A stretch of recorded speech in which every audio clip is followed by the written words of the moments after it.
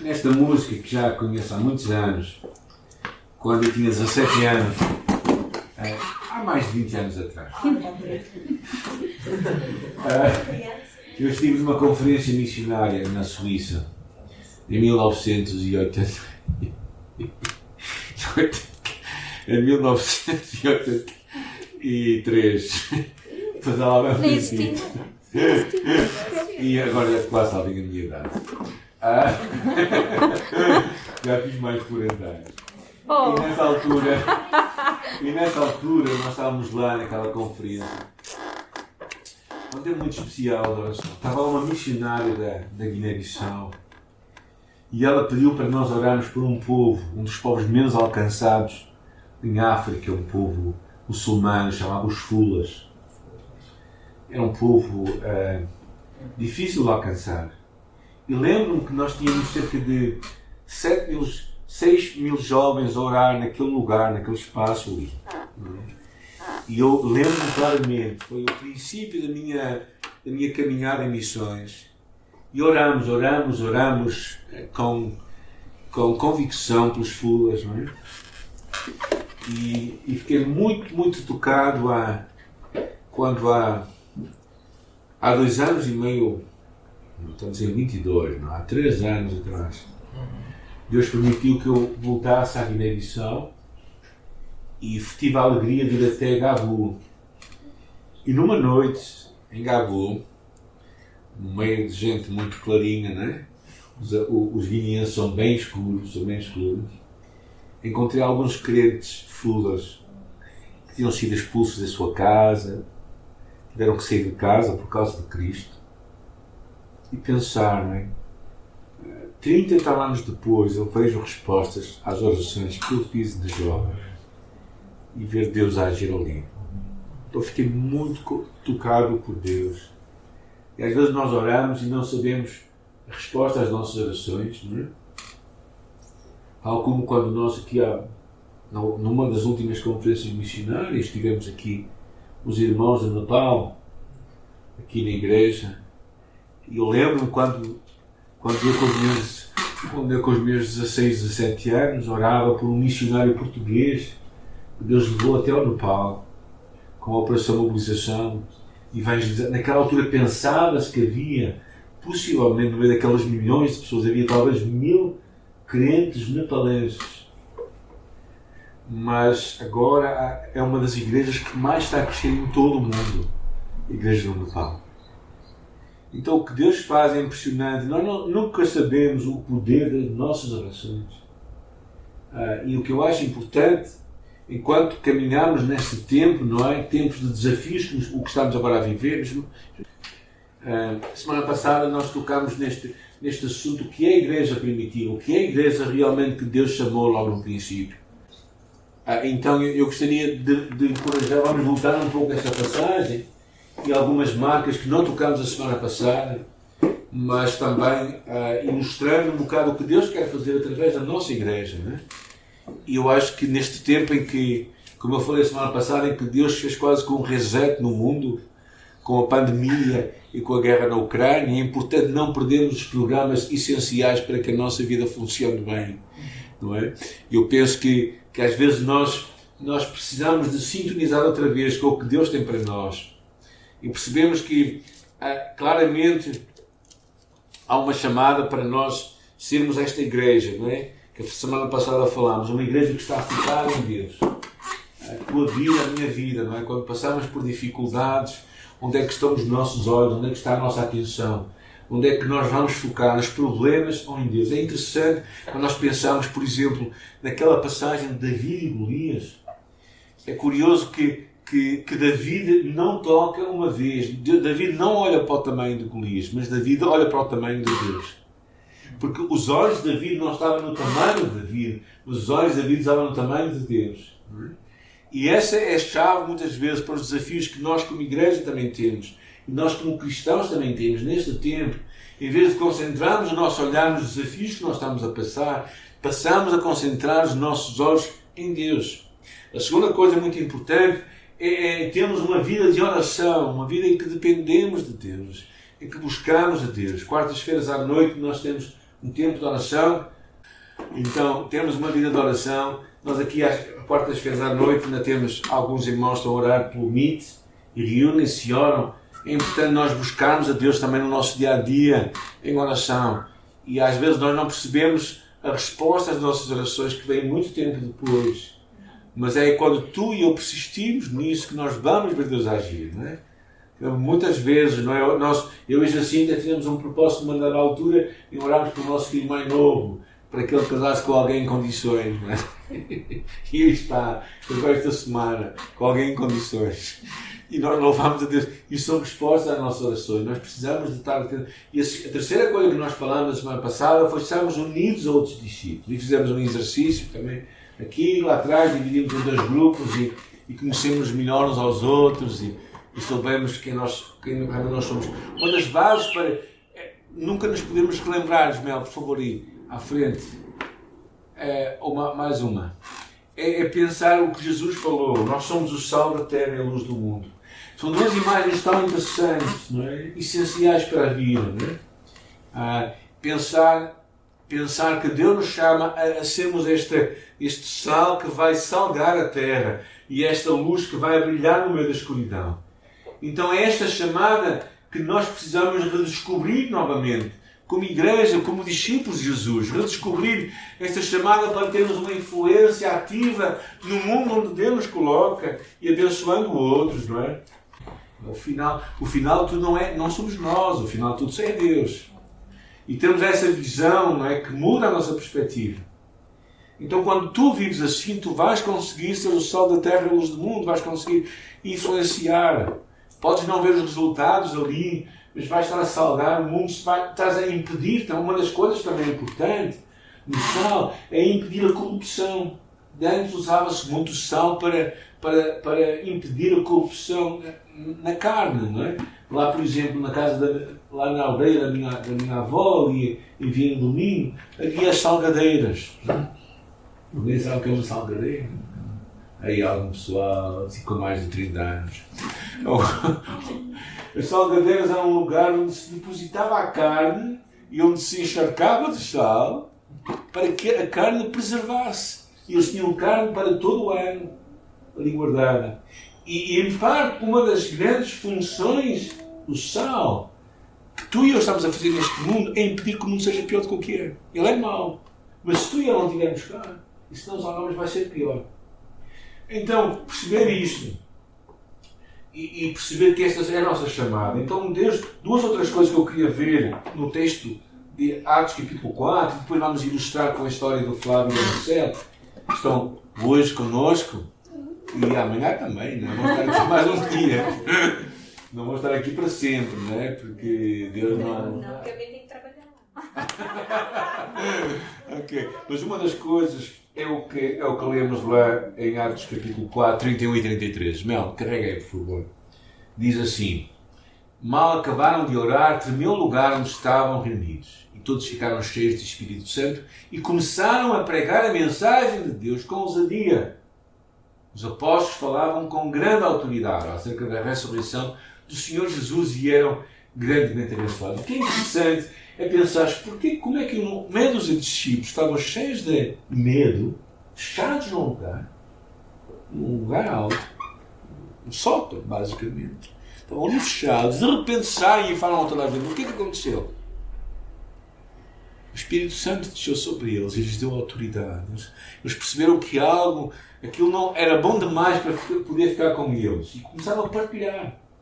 A primeira mensagem de Pedro, mais de 3.000 almas conheceram a Jesus. Aqui também muita gente vem a ser abençoada, por isso é que eles são presos. Não é? Mas o que percebemos é que esta confiança vem também de uma coisa, que a mensagem deles era a única hipótese das pessoas serem salvas.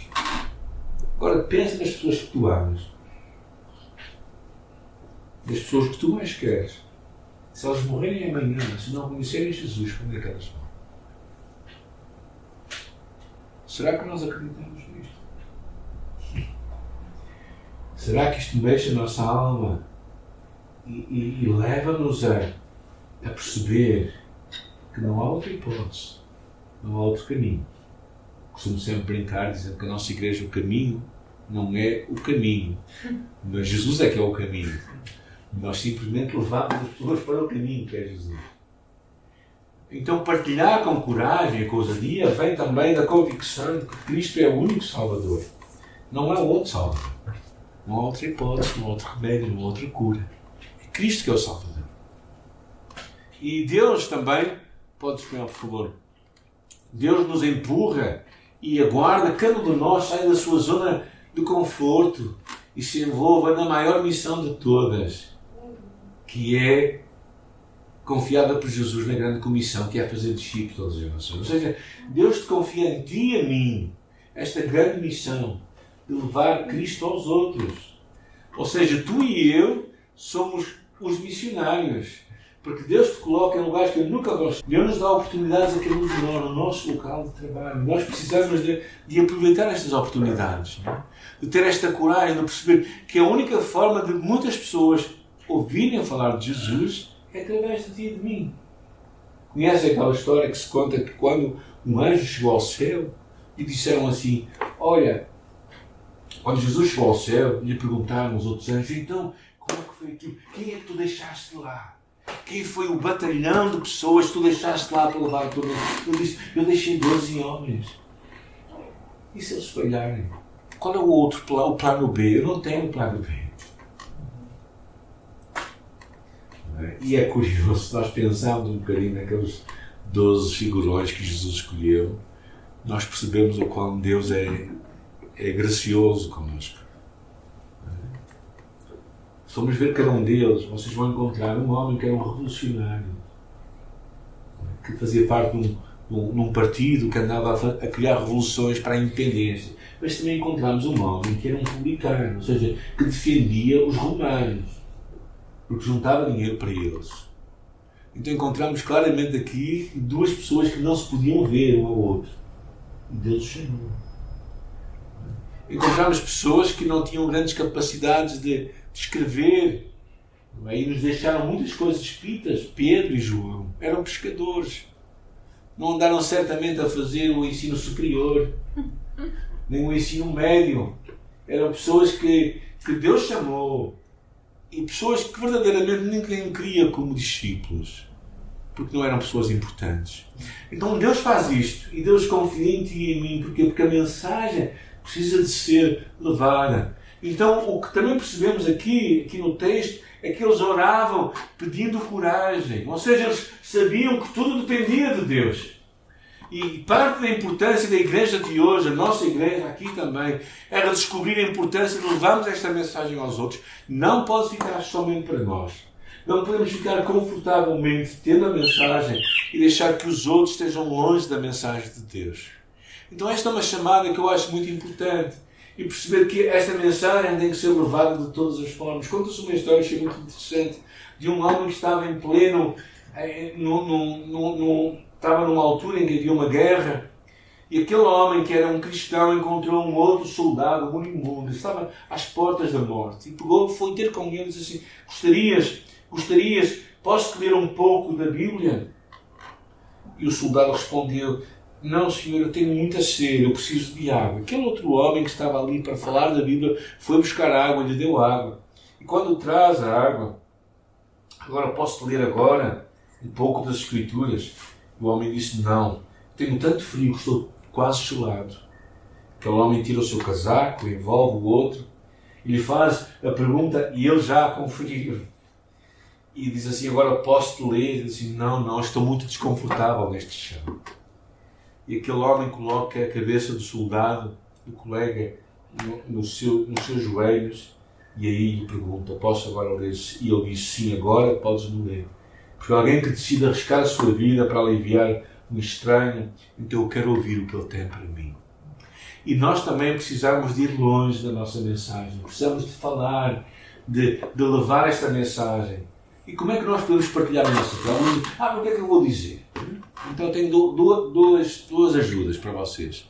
Ismael, clica aí, por favor. Uma delas é o teu testemunho pessoal. O teu testemunho pessoal pode ser dividido em 3 partes. AC, C e DC. O que é que isto quer dizer? Antes de Cristo, quando conheces Cristo e depois de Cristo. É simples. O meu testemunho pessoal. Quando eu tinha cerca de 7 anos de idade, um pouco mais novo que tu, quando eu tinha 7 anos de idade, e eu tive uma convicção profunda da minha necessidade de um Salvador. Eu sabia que eu fazia asneiras, não é assim grande coisa, né? Subir à árvore de alguém para roubar fruta, ou apanhar tomates ou cenouras e comê-las assim da terra. Isso, nós tínhamos até uma máxima que dizíamos: roubar para comer não é pecado. Mas eu sabia que era pecado. E por isso, e aquela consciência me trouxe, e aquela consciência me fazia aqui sentir-me culpado e de alguma forma condenado. Então, naquela altura, eu comecei a ouvir falar de Jesus. E numa noite sozinho no meu quarto, eu percebi que Cristo morreu pelos meus pecados. E eu podia ter o perdão dos meus pecados. Naquela noite sozinho no meu quarto, eu fechei os meus olhos e disse: Senhor Jesus, e entra na minha vida. E senti e soube claramente que Jesus me perdoou naquele dia. Naquela altura eu soube que Deus me tinha perdoado. Os meus pecados tinham sido perdoados por Ele. E uma nova história estava a começar. Na verdade, aquele sentimento de perdão foi tão grande, que eu senti-me completamente aliviado. Eu vim até à janela, olhei para fora e vi um céu estrelado. Eu acho que nunca vi tantas estrelas no céu como naquela noite. Porque Deus perdoou os meus pecados. E tu também podes receber este perdão de pecados. Este é o meu testemunho pessoal, dado em 2 minutos, não é? Uma versão muito simplificada, não é? Então tu também podes pensar: o que é que vocês veem? O AC, antes de Cristo, quando eu conheci Jesus, e depois de conhecer Jesus. Tu também podes falar isto. Ou então podes optar por também contar. Uma das formas é contar o que Deus está a fazer na tua vida. Por exemplo, agora vai ser um pouco estranho a ilustração que eu vou dar. Nem sempre as nossas orações Deus responde como nós gostamos. Já alguma vez tiveram este sentimento? Não. Quinta-feira passada, o nosso filho mais novo foi casar. E nós orávamos para que não houvesse chuva na altura da cerimónia. Pois houve chuva em todo o tempo, não houve chuva em todo o tempo, menos na hora da cerimónia. Quando nós chegamos lá, era meio-dia e pouco, e estávamos a orar para que não houvesse chuva. A chuva começou a cair. Quando terminámos a cerimónia, acabou a chuva, já agora. Tivemos que deslocar todas as coisas. E tu, quando vês as tuas orações não respondidas, como é que tu reages? Na verdade, eu pensei assim: Deus, se tu não estás a responder como nós queremos, é porque tu tens algum propósito. E o que nós percebemos foi a surpresa dos empregados e do pessoal que era dono da quinta, e foi também a disponibilidade de toda a gente a ajudar. Eu sei que mesmo naquilo, o que pareceu ser um improviso, ao montarmos aquilo num outro lugar, foi um testemunho grande de uma disposição para fazermos tudo para a glória de Deus. E foi um testemunho que nós demos. Ou seja, nem sempre, quando nós pedimos coisas a Deus, Deus vai responder como nós queremos. Mas sabemos uma coisa, é que Ele sempre vai fazer o melhor para nós. Então esta é uma história desta semana. Uma da forma de nós partilharmos a nossa fé é contarmos o que Deus está a fazer na nossa vida, a cada dia. Agora, a segunda coisa que eu quero partilhar convosco, que há aqui no texto bíblico, Ismael, obrigado, mais uma vez, é o que diz ali: nenhum dos crentes passava necessidade, porque os que tinham campos ou casas vendiam tudo e entregavam aos apóstolos o dinheiro da venda, para eles repartirem por cada um conforme as suas necessidades. Há duas coisas. Claro que nós percebemos a importância de sermos solidários e generosos. Uma igreja que não é solidária com os outros, que fecha o seu coração para as necessidades das pessoas, não é uma igreja que está a viver consoante Deus quer. É interessante, há 2 pensamentos que eu queria partilhar convosco acerca disto. Um deles é claramente, podes clicar, por favor, é que devemos notar, um deles é que eles tinham um intenso sentido de responsabilidade um pelo outro. Ou seja, não podiam conceber que alguns tivessem tudo quando outros tinham tão pouco. Não se conseguiam sentar à mesa com pessoas que diziam que passavam fome quando eles tinham muito que comer e não faziam nada. E a igreja do Novo Testamento, a igreja de Jesus, é uma igreja que não pode ficar fechada para si mesma. É uma igreja que tem que pensar nos outros, que tem que que ir de encontro à necessidade dos outros, que tem que ser solidária. Mas também percebemos uma coisa, que havia um desejo de compartilhar. Não havia uma regra. Não lemos nada que eles eram obrigados a fazer o que quer que seja. Até pelo contrário, lemos que depois eles não eram obrigados a fazer aquilo. Eles faziam voluntariamente. Ou seja, o amor era tão grande que não era preciso fazer regras. Eles percebiam que tinham de amar, que tinham de cuidar, que tinham de partilhar. Era algo espontâneo. E eu acho que essa é a igreja que eu acho que Deus quer fazer também connosco. Uma igreja que pensa nos outros, uma igreja que não vive para si, mas uma igreja que ama o próximo. Ama aquelas pessoas que pensam muito diferente de nós. Mas aqui na nossa igreja temos pessoas que vêm de transfundos de vida muito estranhos. E nós sabemos isso. Mas o nosso amor não pode ficar só para nós. Apoiamos cerca de... Agora, nesta presente altura, apoiamos 36 famílias. É 36, não é, irmão? 35, 36. E dessas 36, possivelmente, mais de 20 não são da nossa igreja. Mas, várias já há muitos anos que os apoiamos. Algumas que fazem escolhas na vida, em várias áreas da sua vida, que nós não concordamos. Mas o nosso amor, a nossa generosidade tem que ir mais longe. Nós temos de amá-los, não é? Agora, quando nós lemos isto, e quando nós vemos estas 5 atitudes, não é? Esta ideia de que a igreja de hoje, a nossa igreja também, claro, tem que lutar com o desafio de sermos uma igreja relevante. Mas ao terminarmos aqui, nós pensamos, mas esta igreja era assim tão espetacular no Novo Testamento? Sim, mas se lemos mais uns versículos à frente, percebemos uma igreja que lutava com várias coisas. Encontramos pessoas que queriam ser religiosas, mas que não eram verdadeiras. Encontramos pessoas que queriam aparentar ser, mas não eram. Ananias e Safira diziam coisas que não era verdade. Pessoas que queriam ter uma certa postura, mas verdadeiramente não eram aquilo. Então os problemas da igreja primitiva são os problemas da nossa igreja também. Os problemas da igreja de hoje, com o qual temos que batalhar, mas não é importante. É importante sempre relembrarmos isto. Sermos uma igreja que reconhece quem Deus é. Uma igreja que vive uma espiritualidade autêntica.